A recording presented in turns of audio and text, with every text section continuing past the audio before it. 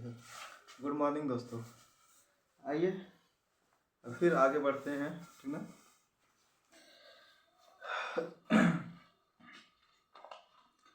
अब कोशिका तो ख़त्म हो गया था, कोशिका को हम कंप्लीट पढ़ा चुके थे।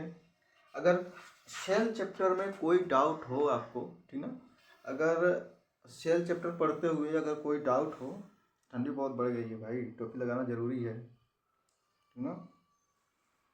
आप लोग भी लगाते रहो, तो क्या पता किसको समझ रहे हो ना। तो टोपी पे लगाते रहो। तो हम ये कह रहे थे कि कोशिका को तो हम कंप्लीट कर दिए थे, ठीक है। सेल चैप्टर जो था वो कंप्लीट हम कर चुके हैं। अगर अब सेल में कोई डाउट बचा हो, कंफ्यूजन हो, तो उसको आप कमेंट बॉक्स में डाल देना, ठीक ना। उसके बाद हम एक वीडियो बना देंगे, उस पर समझा देंगे, ठीक है। वैसे कुछ बचा तो नहीं है, आपको कन्फ्यूजन नहीं होगा, ठीक ना। सब कुछ बता चुके हैं, कुछ है या नहीं है तो कन्फ्यूजन कहाँ होगा, है ना। कन्फ्यूजन वाला पॉइंट सब खत्म हो चुका है, कुछ है नहीं। अब आगे बढ़े। कोशिका के बाद आपका होता है उत्तक, ठीक ना। कोशिका को दो या दो से अधिक कोशिकाओं को मिलाने पर क्या बनता है, उत्तक, ठीक ना। उत्तक को मिलाने पर क्या बनता है, अंग बनता है, और अंग को मिलाने पर क्या बनता है, शरीर बन जाता है, ठीक है। तो हम सेल पढ़ चुके, अब पढ़ेंगे उत्तक के बारे में, कितने प्रकार के उत्तक होते हैं, ठीक ना। उसके बाद अंग, और उसके बाद पूरा शरीर पढ़ लेंगे इकट्ठा, ठीक है। तो आप जानते हो कोशिका, कोशिका, ठीक। कोशिका से मिलकर क्या बनेगा, उत्तक, टिश्यू, ठीक ना। उत्तक और उत्तक को मिलाकर क्या बनेगा, अंग बनेगा, अंग, ठीक ना। और अंग से क्या बनेगा, शरीर, अंग से शरीर बनेगा। इसमें कोई कंफ्यूजन नहीं होगा, ठीक ना। कोशिकाओं के समूह को ही उत्तक बोला जाता है, ठीक ना। कोशिकाओं के समूह को क्या बोला जाएगा, उत्तक, ठीक। उत्तक का अध्ययन उत्तक का अध्ययन हिस्टोलॉजी कहलाता है, ठीक ना। उत्तक का अध्ययन क्या कहलाता है, हिस्टोलॉजी। उत्तक का अध्ययन को क्या कहेंगे, हिस्टोलॉजी। और कोशिकाओं के समूह को क्या कहेंगे, टिश्यू कहेंगे। हिस्टोलॉजी किसको कहेंगे, ये पूछा जाता है कभी कभी कि उत्तक का अध्ययन क्या कहलाता है, ठीक ना। तो कई चीज़ दे देगा, हिस्टोलॉजी, साइटोलॉजी, दुनिया भर का दे देगा, उसमें से आपको टिक करना रहेगा, ठीक ना। क्या होगा, हिस्टोलॉजी, ठीक। अब देखते हैं टिश्यू। टिश्यू कितने प्रकार के होते हैं, ठीक है। तो टिश्यू होते हैं 4 प्रकार के। टिश्यू कितने प्रकार के होंगे, 4 प्रकार के, ठीक ना। टिश्यू कितने प्रकार के, 4 प्रकार के होते हैं। कौन कौन, तो एक होता है मस्कुलर टिश्यू। क्या होता है, मस्कुलर, ठीक है। एक होता है मस्कुलर, मस्कुलर टिश्यू। टिश्यू लिखना जरूरी है, टिश्यू, मस्कुलर टिश्यू। इसको बोला जाता है पेशी उत्तक। इसको क्या बोला जाएगा, पेशी, पेशी सही है जी, पेशी, पेशी लिखा गया, पेशी उत्तक, पेशी उत्तक, उत्तक को इसको बोलते हैं पेशीय उत्तक, ठीक है। दूसरा होता है न्यूरॉन, न्यूरॉन सेल, ठीक ना। न्यूरॉन सेल, न्यूरॉन, एक न्यूरॉन टिश्यू होता है, ठीक ना। न्यूरॉन टिश्यू, न्यूरॉन टी लिख दे रहा है, ठीक ना, टिश्यू टी, न्यूरॉन टी। ये होता है तंत्रिका, तंत्रिका उत्तक। क्या होता है, तंत्रिका उत्तक, ठीक है, तंत्रिका उत्तक। एक हो गया मस्कुलर टिश्यू, एक हो गया न्यूरॉन टिश्यू या पेशीय उत्तक और तंत्रिका उत्तक, ठीक है। एक होता है connecting tissue, connecting tissue, connecting tissue, इसको बोला जाता है संयोजी ऊतक। क्या बोला जाएगा? संयोजी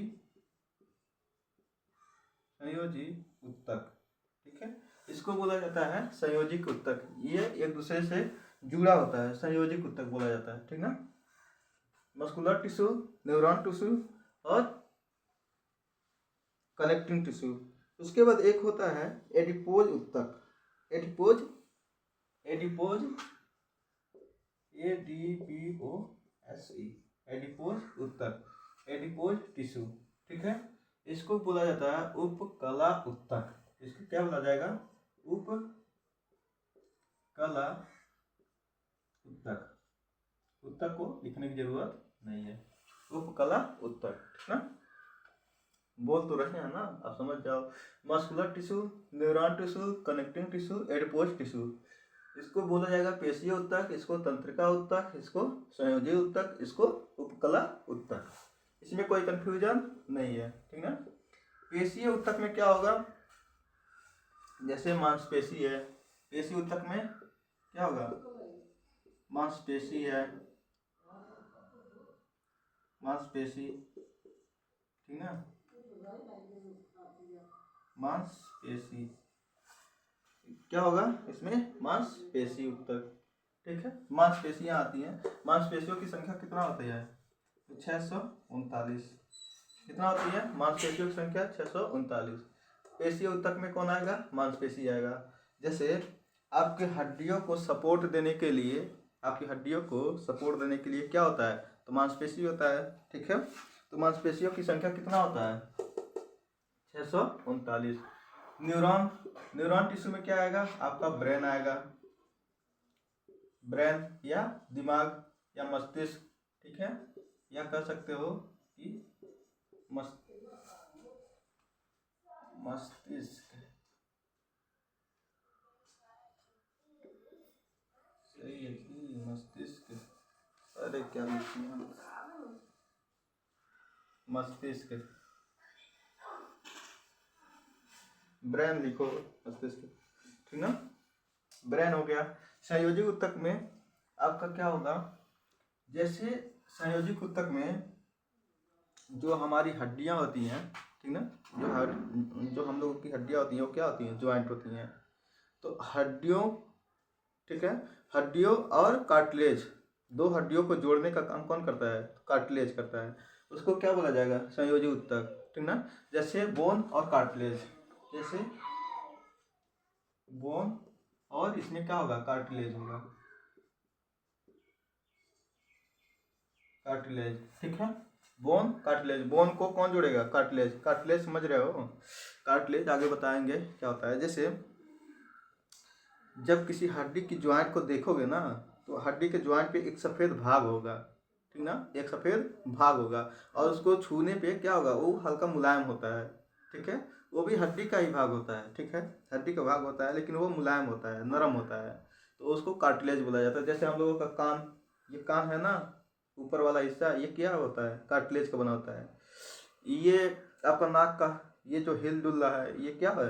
कार्टिलेज है, ठीक ना। जब मारते हैं सब तो यही फूट जाता है, कहते हैं सब विनाश फोड़ दिया, ठीक ना। तो ये क्या होता है? ये कार्टिलेज का होता है, ठीक ना।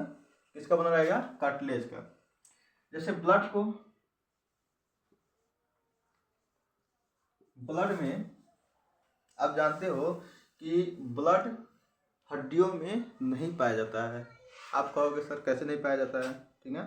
तो बाबू, हड्डियों में ब्लड नहीं पाया जाता है। हड्डियों के अंदर बोन मैरो होता है, ठीक ना। हड्डियों के अंदर क्या होता है? बोन मैरो होता है। बोन मैरो से ब्लड बनता है, लेकिन हड्डियों में नहीं जाता है। वो नली के रास्ते ब्लड चला जाता है, कहाँ पे? ब्लड तुरंत चला जाता है, ब्लड में मिल जाता है, ठीक है, हार्ट के पास चला जाता है। लेकिन यहाँ पे क्या होता है? यहाँ पे हड्डियों में जो बोन मैरो होता है उससे ब्लड बनता है, लेकिन वह ब्लड हड्डियों को जाता नहीं है, हड्डी में ब्लड नहीं पाया जाता है, ठीक ना।